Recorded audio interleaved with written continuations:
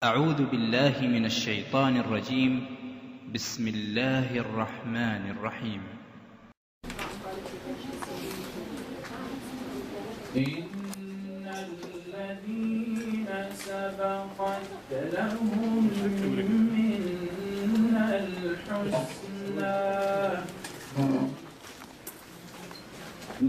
أولئك عنها مبعدون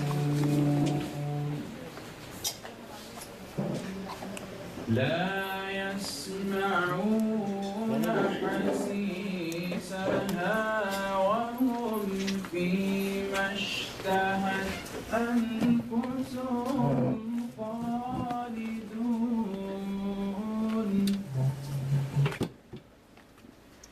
لا يحزنهم الفزع الأكبر وتتلقاهم الملائكة هذا يومكم الذي كنتم توعدون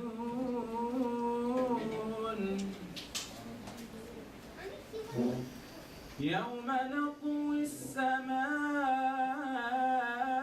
كطي السجل للكتب كما بدأنا أول خلق نعيده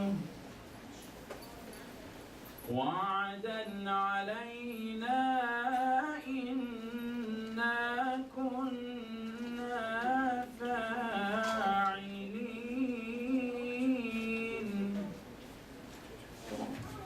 ولقد كتبنا في الزبور من بعد الذكر أن الأرض يرثها عبادي الصالحون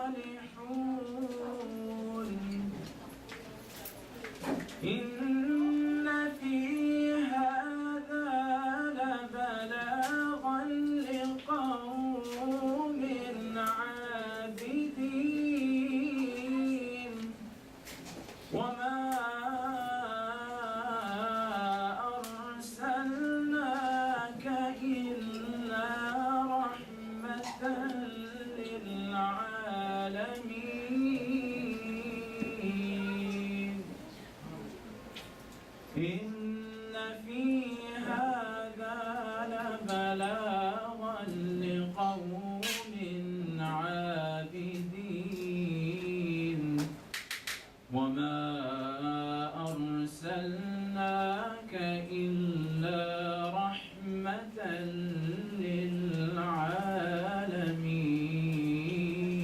للعالمين صدق الله العظيم. Next up, we would like to bring up Hafiz Muhammad Shafiq to do a nat for us, inshallah. Assalamu alaikum wa rahmatullahi wa barakatuh. MashaAllah, beautiful recitation, MashaAllah. Hafiz Ammar is a professor in our Pakistan, and MashaAllah, he's a Hafiz of Quran, and also he's a student of medicine, and that's his final year in medical class. فالله تبارك وتعالى في شأن حبيبه إن الله وملائكته يصلون على النبي يا أيها الذين آمنوا صلوا عليه وسلموا تسليما اللهم صل على سيدنا ومولانا محمد وعلى آله صل على سيدنا ومولانا محمد وبارك وسلم وصلوا عليه.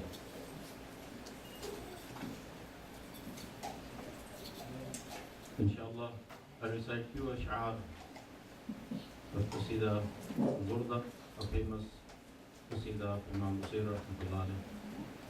مولاي صل وسلم دائما أبدا على حبيبك خير الخلق كلهم مولاي صل وسلم دائما أبدا على حبيبك خير الخلق كلهم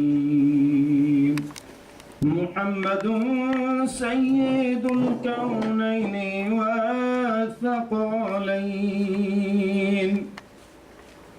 محمد سيد القونين والثقلين والفريقين من عرب ومن عجم مولاي صل وسلم دائما أبدا على حبيبك خير الخلق كلهم مولاي صل وسلم دائما أبدا على حبيبك خير الخلق كلهم هو الحبيب الذي ترجى شفاعته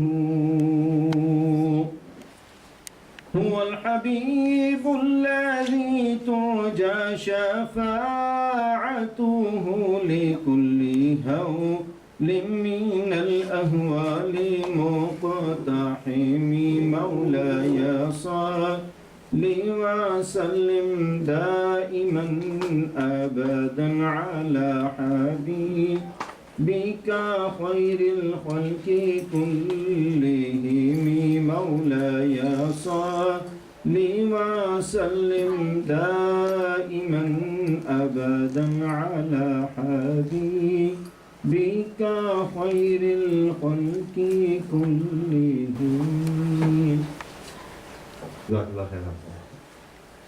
Inshallah, tonight we will be further enlightened on our glorious religion, specifically on the topic of Bidah, a topic that is very important in current times.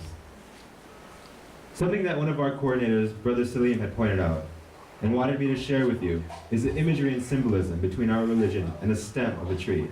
A strong stem with buds and leaves portrays beauty and elegance. Alike, our religion branches out beautifully and elegantly through the topic of tonight's gathering, Bidah Hasana.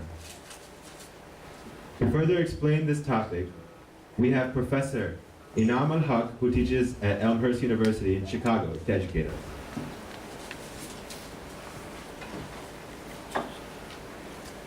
أعوذ بالله من الشيطان الرجيم بسم الله الرحمن الرحيم نحمده ونصلي على رسول الكريم. Dear brothers and sisters in Islam,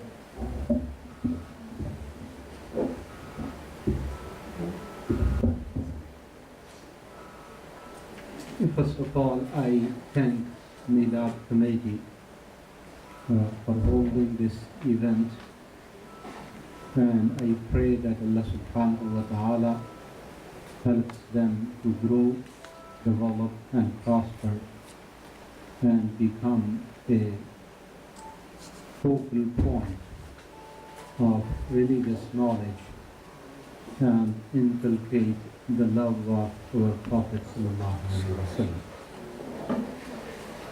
Today we are going to talk about a certain aspect of Islamic law and a certain aspect of Sharia, which is kind of an academic topic, and I will try to explain it and to make it understand to you. So it is not something which should require a fiery speech, but it is something which requires thinking and understanding.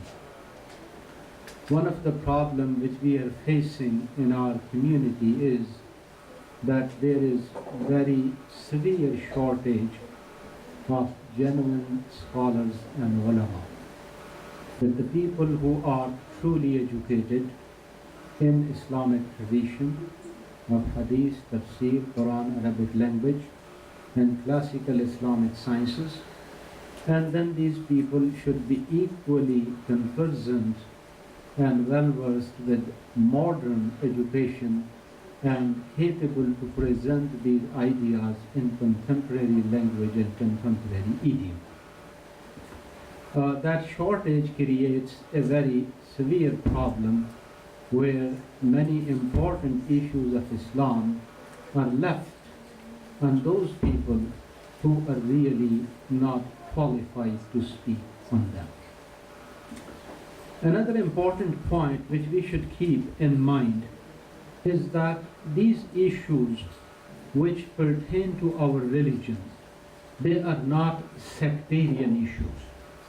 This is a very serious problem which we are facing in our community, that people think that certain issues, they belong to certain sects.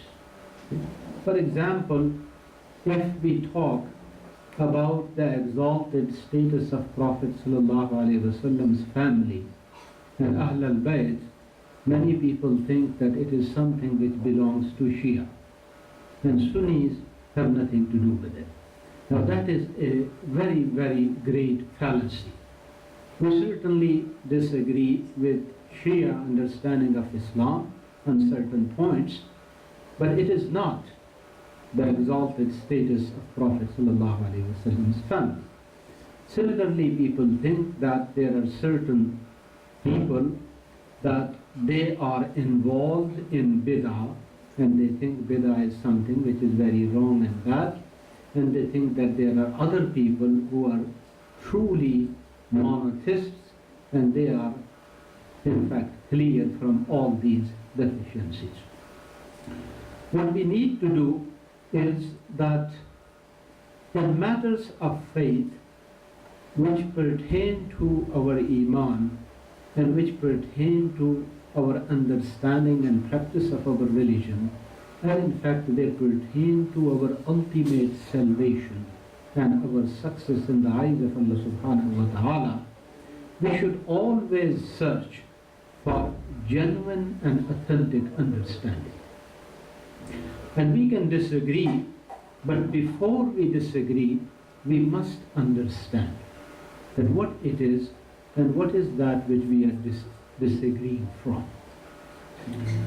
So here one of the concepts which plays a kind of divisive role in our Muslim community is the concept of bid'ah, and the way it is randomly used without taking into consideration that what it really means in Islamic law and Islamic Sharia and Islamic tradition, and what acts are in fact legitimate and what are not legitimate.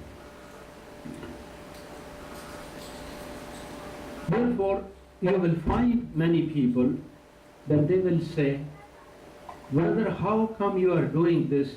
Prophet didn't do it, Sahaba didn't do it. How come you are doing these things?" Now, the person who is giving this argument, he thinks he has very strong argument, and sometimes the person who is listening, he also finds himself helpless and speechless and think that probably I'm doing something wrong. Now, the moment you investigate and ask this question, that is this a legitimate argument in Islamic law and Sharia, that if an act was not done by Prophet and his companions or early followers, does that act become illegitimate?